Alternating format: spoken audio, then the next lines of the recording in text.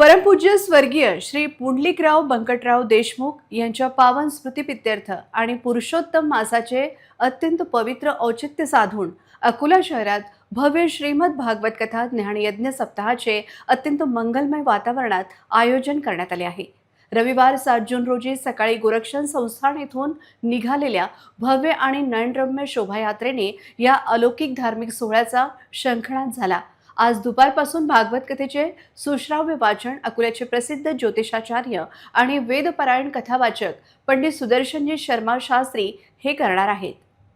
भागवत कथेपूर्वी आज सकाळी शोभायात्रेच्या प्रारंभी गोरक्षण संस्थान येथील विष्णूचे अवतार असलेल्या श्री बालाजी मंदिरात भावपूर्ण पूजन करण्यात आले। यानंतर अत्यंत पवित्र मानल्या जाणाऱ्या श्रीमद भागवत कथा ग्रंथाचे विधिवत पूजन करण्यात आले। याप्रसंगी देशमुख परिवाराच्या वतीने गोमातेचे पूजन करून गोग्रास दान करण्यात आले। गोसेवा आणि ईश्वर भक्तीचा हा त्रिवेणी संगम पाहून उपस्थित भाविक भक्तिरसात न्हाऊन निघाले होते।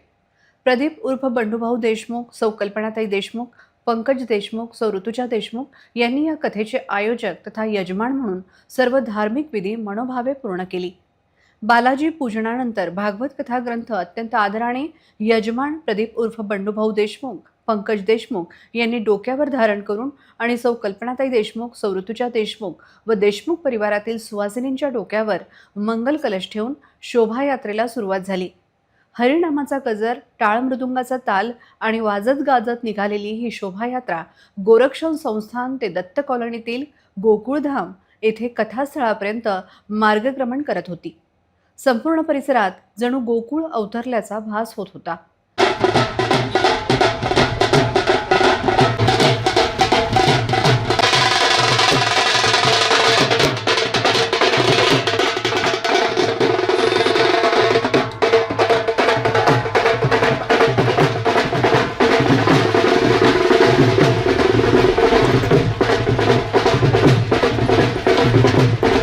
कथामंडपात पोहोचल्यानंतर अत्यंत शास्त्रोक्त पद्धतीने भागवत ग्रंथाची आणि कलशाची स्थापना करण्यात आली।